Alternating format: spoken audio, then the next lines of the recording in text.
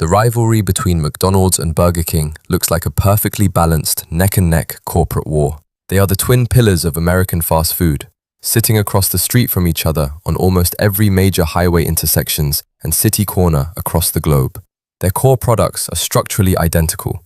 A flagship double-patty beef burger on a sesame seed bun, a side of salted French fries, and a carbonated soft drink.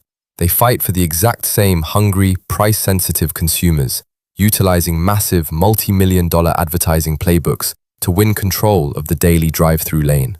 But if you step away from the menu and open their balance sheets, the illusion of a fair fight completely evaporates. McDonald's regularly generates over $25 billion in annual system-wide revenue, commanding an absolute multi-billion-dollar global empire. Burger King's financial footprints, on the other hand, lag drastically behind, often generating less than half of their rivals' volume per store. The valuation gap between their parent companies is astronomical. But McDonald's isn't systematically crushing its oldest competitor because the Big Mac tastes better than the Whopper, or because their branding is more colorful. Instead, McDonald's is winning an entirely different game. While Burger King spends millions on edgy marketing stunts, social media pranks, and flashy menu gimmicks, McDonald's quietly engineered a masterclass in operational discipline, permanently breaking the fast food model by realizing they weren't actually in the burger business at all. They were running a ruthless, highly calculated global real estate empire. This is the story of the execution gap, how an unyielding focus on back-end real estate architecture built the most profitable restaurant chain in history, and why Burger King is finding that you can easily copy a competitor's menu, but it is almost impossible to copy their discipline. To understand how this massive financial divide opened up, you have to look closely at the hidden structural engine that drives a modern fast food franchise network. Most people assume that fast food corporations make their billions by buying raw ingredients in bulk, cooking them quickly, and pocketing the profit margin from every value meal handed out the drive-through window.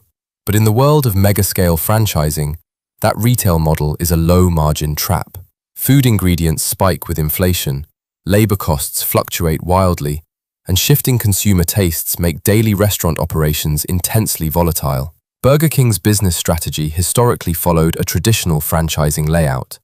They approved franchise operators, provided them with the brand logo and the Whopper recipe, and then collected a flat percentage royalty fee based on the store's gross food sales. The logic seems straightforward. The more Whoppers our partners sell, the more money corporate makes.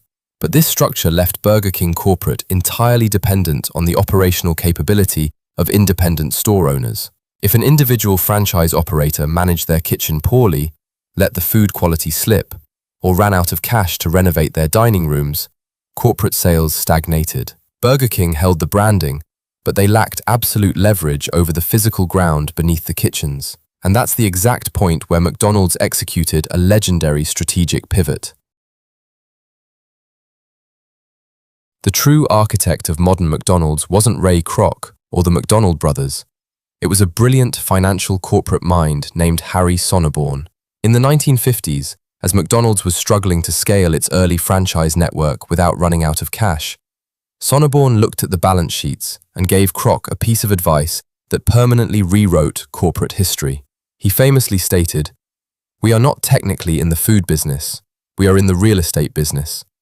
The only reason we sell 15-cent hamburgers is because they are the greatest producer of revenue, from which our tenants can pay us rent." Sonneborn engineered a highly sophisticated, multi-layered financial machine known today as the Franchise Realty Corporation. Instead of letting a franchise operator pick a cheap location and open a store, McDonald's corporate would use their deep institutional capital to scout out the absolute premium, high-traffic commercial real estate corners across the country. They would buy the land or sign long-term, fixed-price land leases. Then, McDonald's would construct the physical restaurant building themselves and lease the entire turnkey property back to the franchise operator.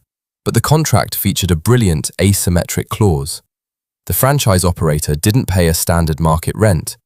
They paid either a hefty fixed minimum monthly rent or a percentage of their gross monthly food sales, whichever number was higher. While McDonald's was busy executing this flawless, land-based financial strategy, Burger King sought to bridge the financial gap through the only weapon they had left: aggressive, attention-grabbing marketing. Throughout the 2000s and 2010s, Burger King became legendary for its edgy, subversive advertising campaigns. They brought back the King, a silent, creepy, masked mascot who appeared in surreal television commercials. They launched viral internet pranks, like deleting their entire Instagram feed or telling customers to drive to a McDonald's location just to unlock a one-penny Whopper deal on the Burger King mobile app. To the advertising industry, these campaigns were viewed as brilliant triumphs of digital marketing. They won prestigious awards, trended on social media, and generated massive spikes in brief public conversation. But to the actual franchise operators working inside the restaurants, the flashy marketing was a complete distraction from an ongoing internal operational decay. An edgy television commercial or a clever viral tweet can easily convince a consumer to visit a drive-thru once out of curiosity. But once that consumer pulls up to the window, the marketing illusion evaporates. They are instantly hit with the baseline reality of fast food execution. Is the food hot? Is the order accurate? Is the staff polite? Is the drive-thru line moving fast? And it was precisely in this unglamorous arena of daily execution where Burger King let its guard down. Because Burger King corporate didn't own the underlying real estate matrix in the same way as McDonald's, they lacked the financial leverage to force their franchise operators to continuously reinvest in their businesses. A massive consistency crisis systematically eroded the brand's reputation.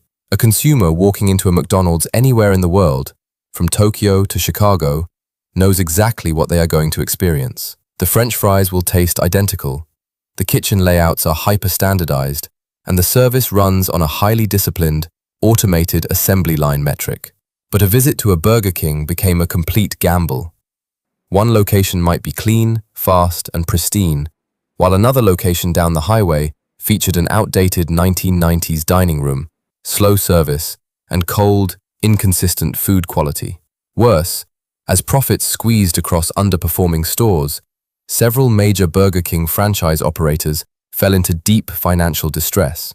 In the early 2020s, multiple massive ownership groups representing hundreds of Burger King locations collapsed into bankruptcy, forcing emergency store closures and severely damaging the brand's physical retail footprint.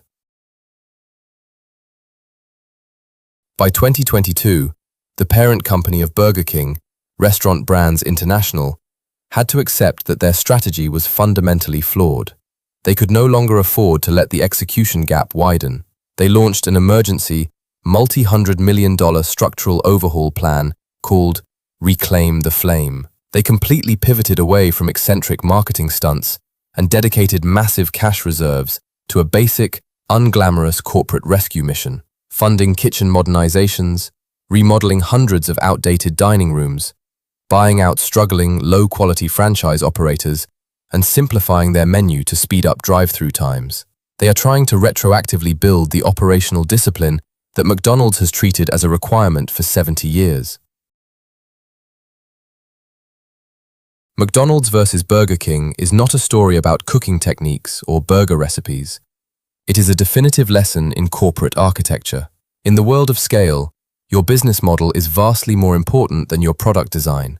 Burger King assumed they were in the restaurant industry, so they focused their creative energy on trying to sell a cooler burger. McDonald's realized they were running an infrastructure platform, so they used premium real estate to secure their cash flows, lock in their partners, and insulate their corporate profits from operational volatility.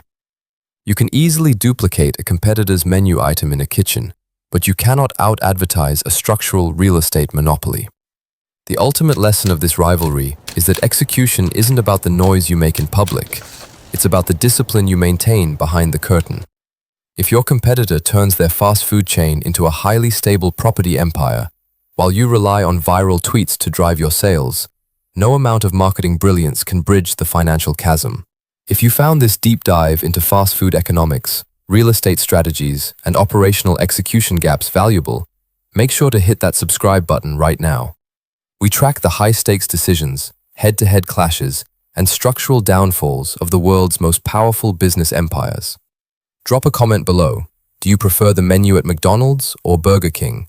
And have you personally noticed a difference in their store quality and speed? Thanks for watching, and we'll see you in the next chapter.